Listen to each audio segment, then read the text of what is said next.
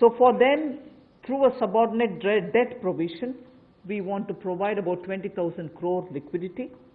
2 lakh MSMEs are likely to benefit from this. The functioning of the MSMEs which are NPA or are stressed, all of them will be eligible. For this subordinate debt-based scheme, NPAs or stressed MSMEs will all be eligible for this. The government will be providing about 4,000 crore as its contribution to the MSE, the Credit Guarantee Trust, and they will be then able to provide the partial credit guarantee support to the banks, as a result of which stressed and NPA MSMEs will immediately benefit. तनाव में जो सूक्ष्म लघु मध्यम उद्योग या कुटीर या गृह उद्योग हैं, उनकी इन परिस्थितियों को देखकर गौण कर्ज या अधीनस्थ ऋण के रूप में 20,000 करोड़ रुपए का प्रावधान इन स्ट्रेस्ड एमएसएमईज के लिए किया गया है, ताकि इनकी जो कमी आती थी उस कमी को दूर किया जा सके। और इसमें भी लगभग 2 लाख से ज़्यादा मध्यम लघु सूक्ष्म कुटीर उद्योग को लाभ मिलने वाला है। और ये 20,000 करोड़ का गौण ऋण ये तनाव वाली एमएसएमईज को दिया जाएगा। The next of the MSME linked steps that we are taking, this is the third. There is a fund being created for infusing about 50,000 crore as equity into the MSMEs. This will benefit those MSMEs who have the potential and who are viable. So we spoke about those who are standard, we spoke about those who are NPAs and stressed. Now I'm talking about MSMEs who may be doing viable business and who need hand-holding because of the situation thanks to the COVID.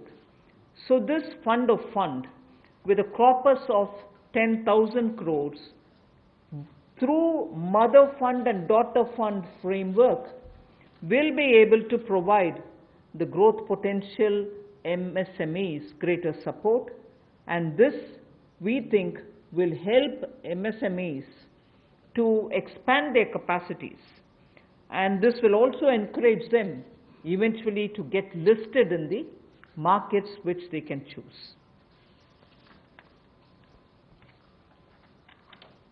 जो मध्यम लघु सूक्ष्म उद्योग अच्छा कर रहे हैं, विस्तार करना चाहते हैं, आगे बढ़ना चाहते हैं, लेकिन उनके आकार को बढ़ाने की, क्षमता को बढ़ाने की सुविधाएं नहीं मिल पाती थी, तो उसके लिए फंड्स ऑफ फंड्स का प्रावधान किया गया है। और इस फंड्स ऑफ फंड्स के माध्यम से 50,000 करोड़ की इक्विटी इन्फ्यूजन होगी, ये हम करने जा रहे हैं। इससे इन सभी अच्छा काम करने वाले मध्यम लघु सूक्ष्म उद्योगों को अपना आकार और क्षमता बढ़ाने का अवसर मिलेगा। The next one is something which all of us have been waiting for a long time, about the definition of MSMEs. I'm sure you heard from several sources that this discussion has been going on. We have now come to a stage where we can happily announce that the definition being changed is being changed in favor of the MSMEs. Because there was always this fear in very successful MSMEs also, that if they outgrow the size of what is defined as an MSME, they lose the benefits that they get as an MSME itself. So outgrowing this definition meant outgrowing and going out of receiving benefits. Therefore, MSMEs preferred to remain within the definition rather than grow. Now what we are coming with is a change in the definition of MSME so that they need not worry about growing in size. They will still be able to get quite a lot of benefits which otherwise, as an MSME, they had got. So now how do we change it? I told you why we are changing the definition. How are the changes being brought about? What exactly is the change which is coming in? The change is that investment limit which defined an MSME is being revised upwards. So you can be a slightly more larger invested company, but you're still going to be considered only as an MSME. And then I'll come to the amounts which is shown in the chart there.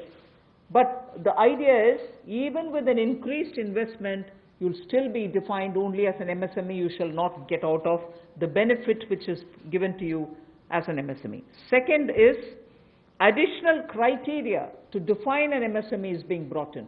And that criteria is based on turnover. So that is being brought in newly now. Earlier it was only investment size.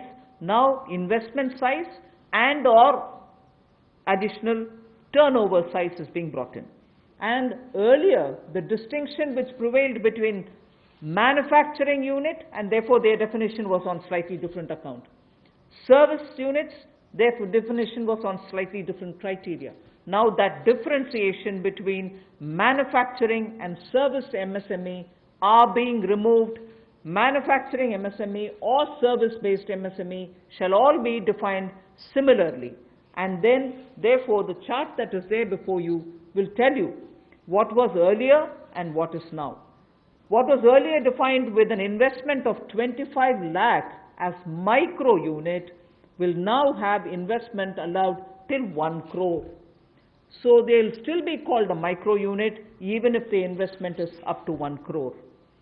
Now, in that, service investments of 10 lakhs were called as micro earlier. Now, because the distinction is removed, service also will have the benefit of being called a micro unit even if the investment is 1 crore. Over and above it, I did say that in addition to investment as a definitional criteria, we are bringing in the criteria of turnover also. So now your investment can be up to 1 crore and your turnover can be up to 5 crore. You shall be called as micro, this or that. Your investment can be 1 crore and your turnover can be 5 crore, up to 5 crore, you will be micro enterprise. And so on. So small will be up to 5 crore, manufacturing enterprise. Services was up to 2 crore. Now the definition is changed to 10 crores and 50 crores. Investment and turnover, and so on. The table explains it.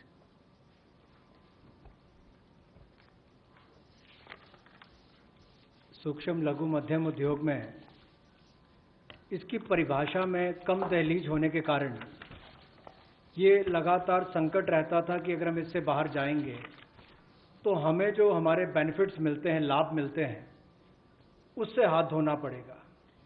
और यही कारण था कि हमारे कुटीर सूक्ष्म लघु उद्योग कभी बड़ा बनने का सपना नहीं देखते थे, और सपना देखते भी थे तो ये जो सीमा इसके लिए रखी गई थी, कम दहलीज थी, इसके कारण ये बड़े नहीं हो पाते थे। और कहीं ना कहीं जो आज कंपटीशन है उसमें फिर ये बहुत पीछे रह जाते थे। वर्षों लंबित मांग है, वर्षों से मैं सुनता आ रहा हूं, चौथी बार एमपी बन गया, कब से शुरू हो रही है, आज तक वही मांग है। मैं धन्यवादी हूं प्रधानमंत्री मोदी जी ने इस पर यह कदम उठाने के लिए कहा है। और जो पहले क्राइटेरिया था कि मैन्युफैक्चरिंग यूनिट जो है वो 25 लाख से कम इन्वेस्टमेंट की होगी तो माइक्रो में आएगा, और सर्विस एंटरप्राइजेज जो थी वो 10 लाख तक की अगर उसने इन्वेस्टमेंट की होगी तो माइक्रो में आएगा। अब इसमें एक बदलाव किया गया है कि निवेश की लिमिट को तो बढ़ाया गया है, साथ में कारोबार को भी जोड़ा गया कि आपने व्यवसाय या कारोबार कितना उस वर्ष में किया है। तो इसको इन्वेस्टमेंट को बढ़ाकर माइक्रो के लिए 25 लाख से बढ़ाकर 1 करोड़ तक की जो इन्वेस्टमेंट करेगा वो माइक्रो यूनिट कहलाएगा। और ये मैन्युफैक्चरिंग और सर्विसेज दोनों के लिए एक ही क्राइटेरिया रहेगा, तो सर्विस सेक्टर को भी माइक्रो में आने का लाभ मिला है।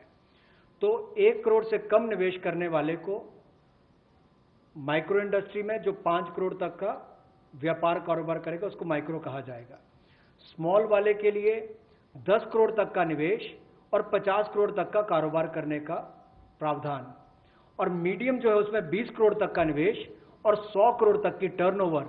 तो आप कल्पना कीजिए कि कल तक जो शायद मीडियम वाले के लिए आता था, वो आज आपके स्मॉल वाले के लिए भी उससे बेहतर ऑप्शंस आकर खड़ी हो गई।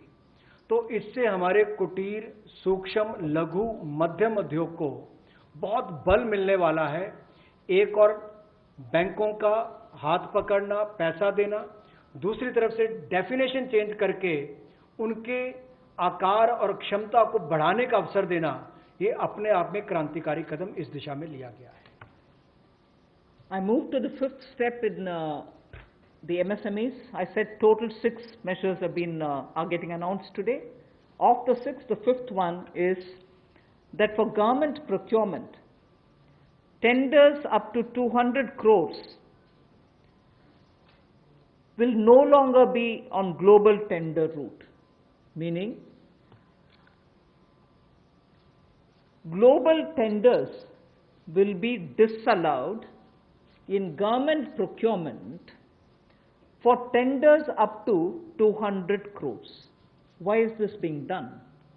Majority of the MSMEs in India were unable to supply those big mother units, as you may call, big, large companies, who they were serving all the while. Suddenly the conditions became, based on the global tenders, unmatchable by our MSMEs. So they were disqualified from supplying to companies for whom they actually grew as ancillary units. As a result, many of our MSMEs were not anymore able to participate in supplying products to many of these large units. So by bringing this condition now, we are saying for global tenders worth 200 crores or less, particularly for government procurement, they need not be global tenders at all. So this will make MSMEs do their business with a lot more confidence and carry on with it. Self-reliant India will also then be able to serve Make in India, because small units can now be participant in government purchases.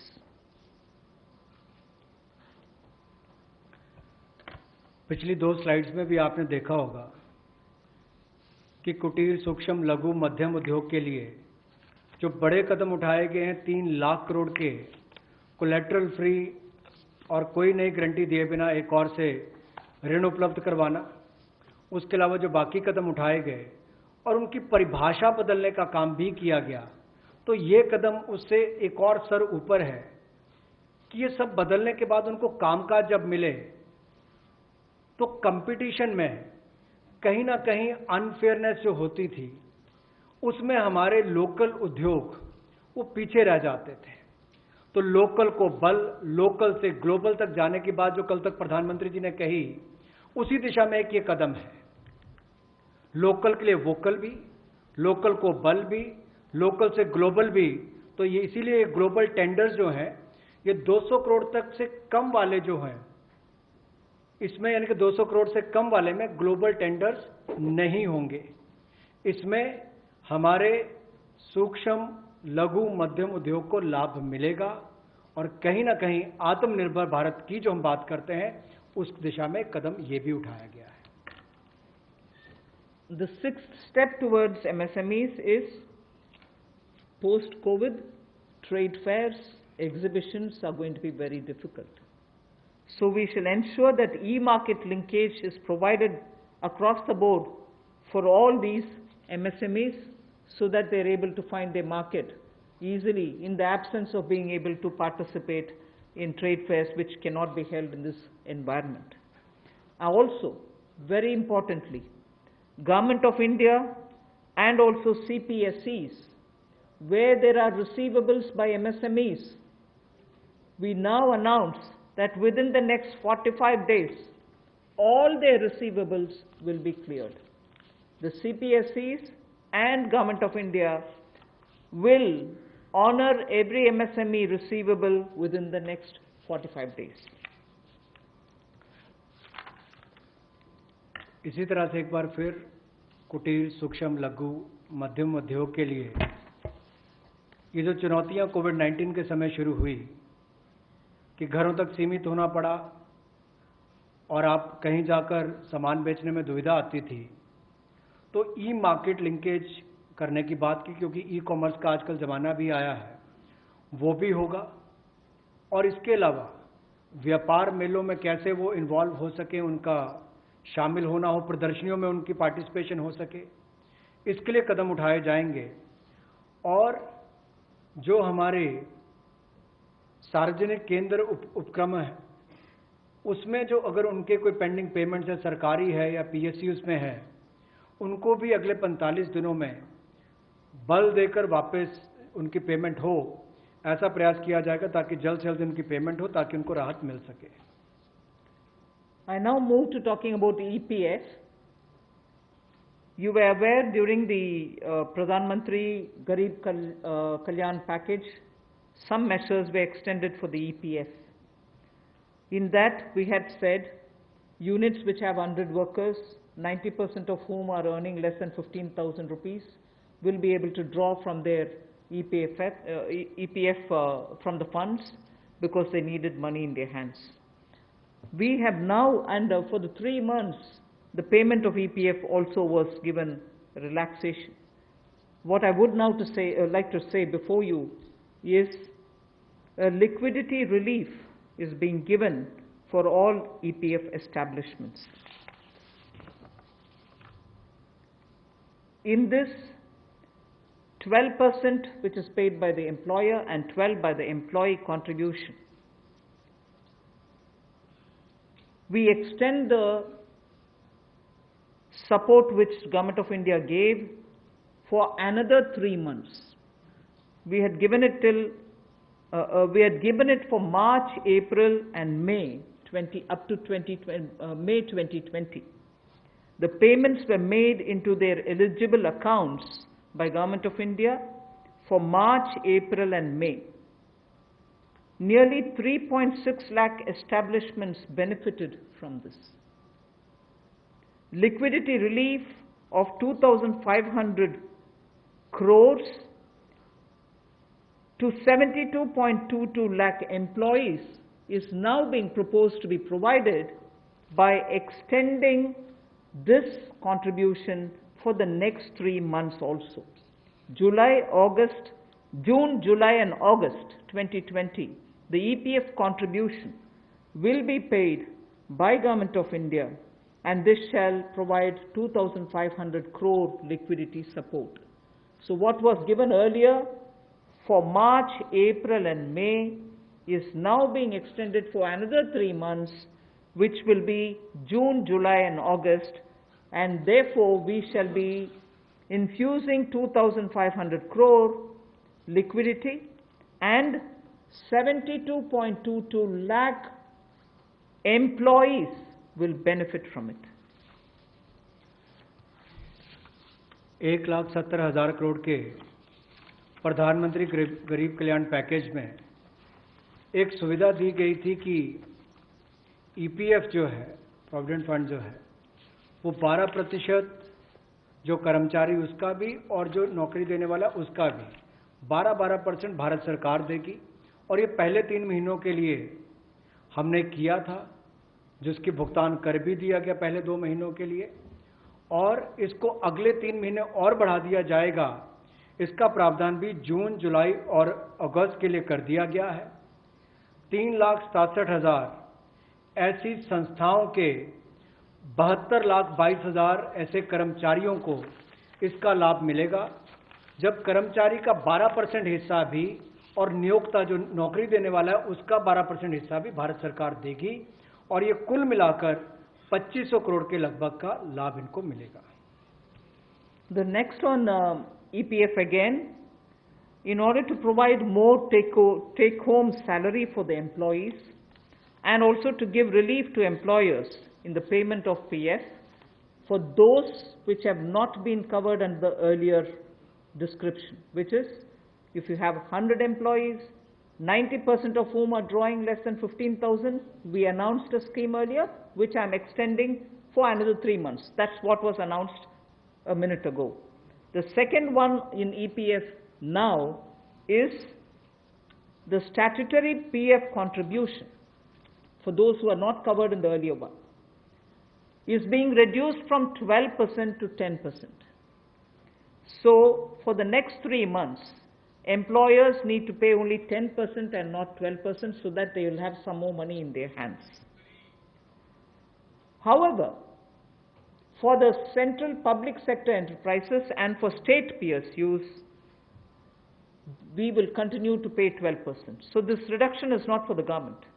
However, government employees, government employer still pays 12%. But employees in these public sector undertakings will be given the advantage of paying only 10%.